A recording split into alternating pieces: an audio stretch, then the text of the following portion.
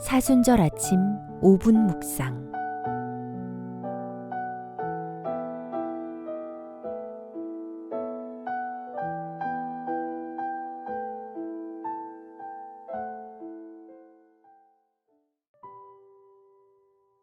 오늘 하나님께서 주신 말씀은 누가복음 15장 11절에서 24절입니다. 또 이르시되 어떤 사람에게 두 아들이 있는데 그 둘째가 아버지에게 말하되 아버지여 재산 중에서 내게 돌아올 분깃을 내게 주소서 하는지라. 아버지가 그 살림을 각각 나눠 주었더니 그 후 며칠이 안 되어 둘째 아들이 재물을 다 모아가지고 먼 나라에 가 거기서 허랑방탕하여 그 재산을 낭비하더니 다 없앤 후 그 나라에 크게 흉년이 들어 그가 비로소 궁핍한지라.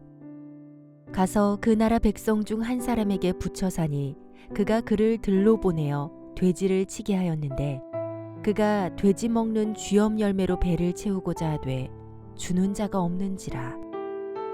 이에 스스로 돌이켜 이르되 내 아버지에게는 양식이 풍족한 품꾼이 얼마나 많은가. 나는 여기서 주려 죽는구나. 내가 일어나 아버지께 가서 이르기를 아버지, 내가 하늘과 아버지께 죄를 지었사오니 지금부터는 아버지의 아들이라 일컬음을 감당하지 못하겠나이다. 나를 품꾼의 하나로 보소서 하리라 하고 이에 일어나서 아버지께로 돌아가니라. 아직도 거리가 먼데 아버지가 그를 보고 측은히 여겨 달려가 목을 안고 입을 맞추니 아들이 이르되 아버지, 내가 하늘과 아버지께 죄를 지었사오니 지금부터는 아버지의 아들이라 일컬음을 감당하지 못하겠나이다 하나. 아버지는 종들에게 이르되 제일 좋은 옷을 내어다가 입히고 손에 가락지를 끼우고 발에 신을 신기라. 그리고 살진 송아지를 끌어다가 잡으라. 우리가 먹고 즐기자. 이 내 아들은 죽었다가 다시 살아났으며 내가 잃었다가 다시 얻었노라 하니 그들이 즐거워하더라.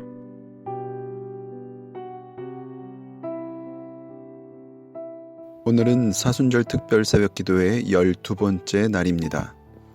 오늘도 하나님의 말씀으로 승리하는 하루 되시기를 축원합니다. 오늘의 말씀은 너무나도 유명한 예수님의 비유의 말씀입니다.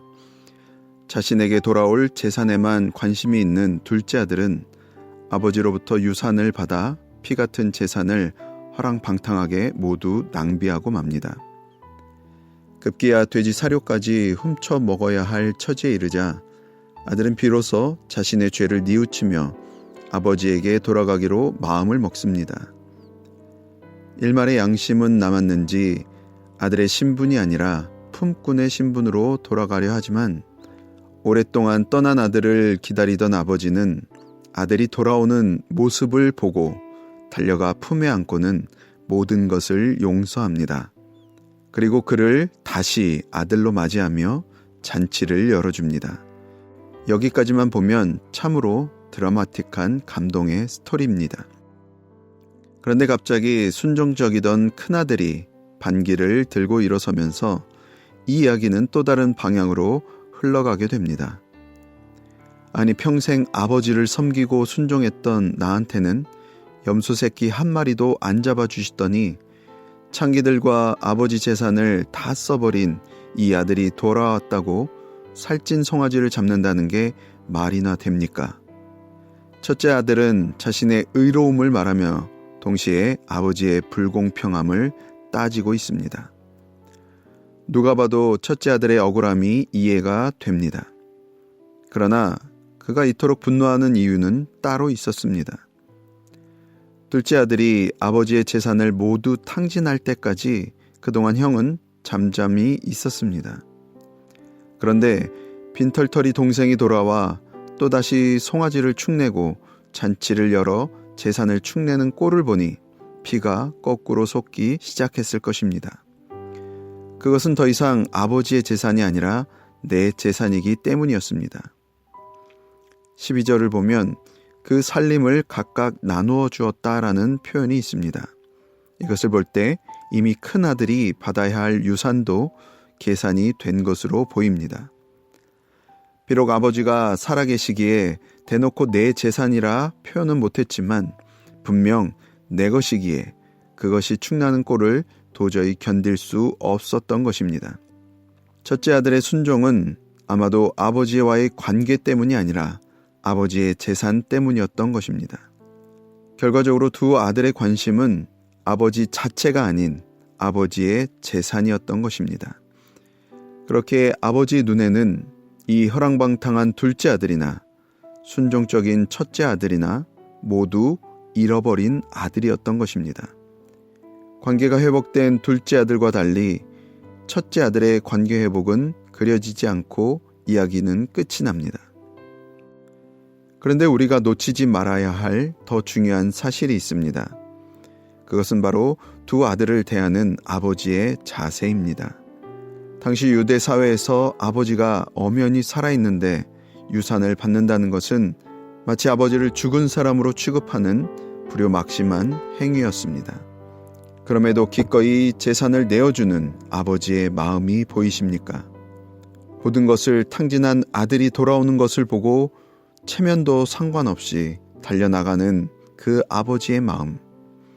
분노하는 큰아들을 달래고자 몸소 마중 나가서 권하시는 그런 아버지의 마음. 자신의 재산이 축나는 것을 아까워하는 큰아들에게 나의 모든 것이 너의 것이라고 위로하시며 잔치자리로 초대하시는 속없어 보이는 아버지의 마음이 보이십니까? 아버지의 관심은 언제나 관계의 회복이었던 것입니다. 그래서 잃어버린 두 아들 모두를 잔치자리로 초대하고 계십니다.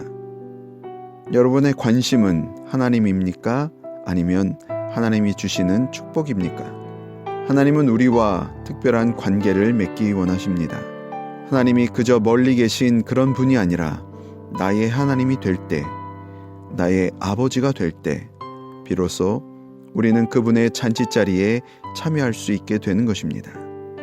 하나님은 오늘도 모든 것을 용납하시고 용서하시고 그리고 나를 안아주십니다.